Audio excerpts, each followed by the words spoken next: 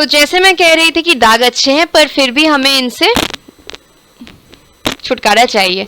Okay, so coming back to urea, and urea is a very important fertilizer and it increases the productivity of the soil and also the purity of the soil. It helps in growing more crops, clothes, cosmetics. If you ever get time, please do look into the ingredients, not only of cosmetics, of the material the cloth is made of. Sometimes it's written as sterylene, sometimes it's written as rayon, 100% cotton, 70% rayon.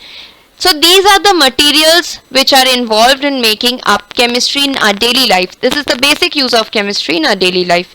Next we come to coming of chemistry, like something comes in, so we basically welcome them. So it was a time in the history of the world when people like the alchemists, they were basically people who were not bound in any limit. They used to study, they used to experiment, they used to go to places, explore the world, explore things, explore chemicals, sit in a room with different chemicals, mix up A with B and C with D, and then boom, blast, but still they enjoyed.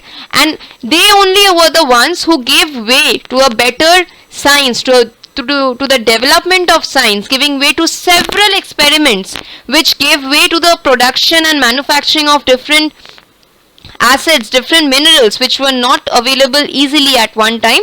Today we have the contact process for the production of sulfuric acid. We have the metallurgy, a completely different branch about metals, metalloids, their properties, how they can be used, where they can be used. A huge industry is working of the entire chemical industry. It depends on these chemicals, these elements, these metals, these metalloids. Now comes the development of chemistry. Basically, alchemy is the ancient art of trying to achieve wisdom and immortality through the manipulation of elements. The origin of alchemy is believed to begin in Greece or Egypt.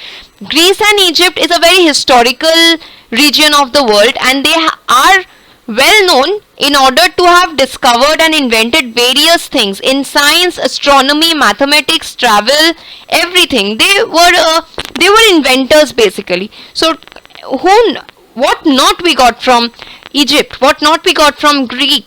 The entire astronomy, if you consider the names, Zeus, Solaris, Sol, whatnot, Apollo, everything comes from the Greek mythology. Then the Egyptian people, they were the stargazers. They made the pyramid in those times when people were not well oriented with mathematics and calculations, but we can say that they were a little higher intelligent. Alien नहीं थे भाई, पर इतना तो पता है, पर फिर भी they were brilliant brains. Alchemy combined with science, magic, philosophy and religion, but today it is considered as pseudoscience. क्योंकि magic is something which we cannot prove with science, so that is why it is known as pseudoscience. Something which cannot be proved practically or scientifically is basically considered as pseudo part. Now coming to alchemists. Now who are alchemists? Alchemists were people who were predecessors of modern chemists. Nowadays we have scientists like chemical engineers, people studying chemistry, doing honors, doctorates and all. But they were the fathers. They were the main people who brought about the thought that okay, we need to study these elements, we need to study these chemicals. What is this orange color liquid? What is this green color salt? What will happen if we mix this orange liquid with this orange salt? So this is how different types of methods, different types of new elements were discovered. They were always behind a certain stone known as the Philosopher's Stone.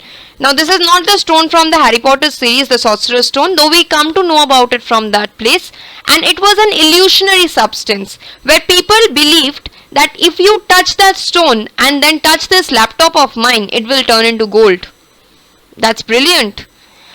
But unfortunately this kind of a stone has never been discovered till now, but it's thought that if Philosopher's Stone would be heated with iron and copper, it would convert into gold. But this Philosopher's Stone is only not discovered, then what to heat with iron or copper?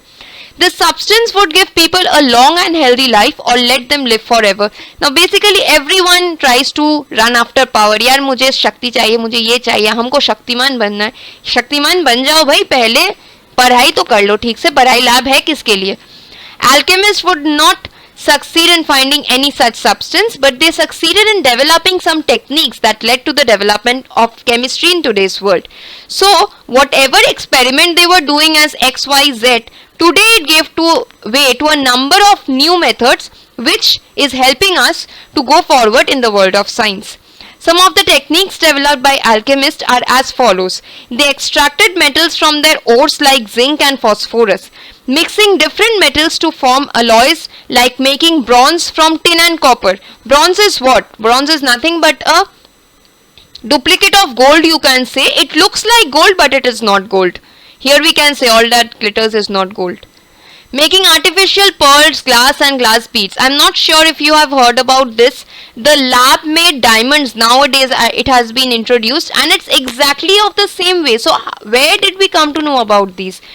Years after years, hundreds of years passed when the various experiments have crossed over and we have come to know about different methods, different precautions, what to do and what not to do. And finally we have reached this point in chemistry where we are actually exploring the planets in the other region of space, making dyes and used in textiles and painting.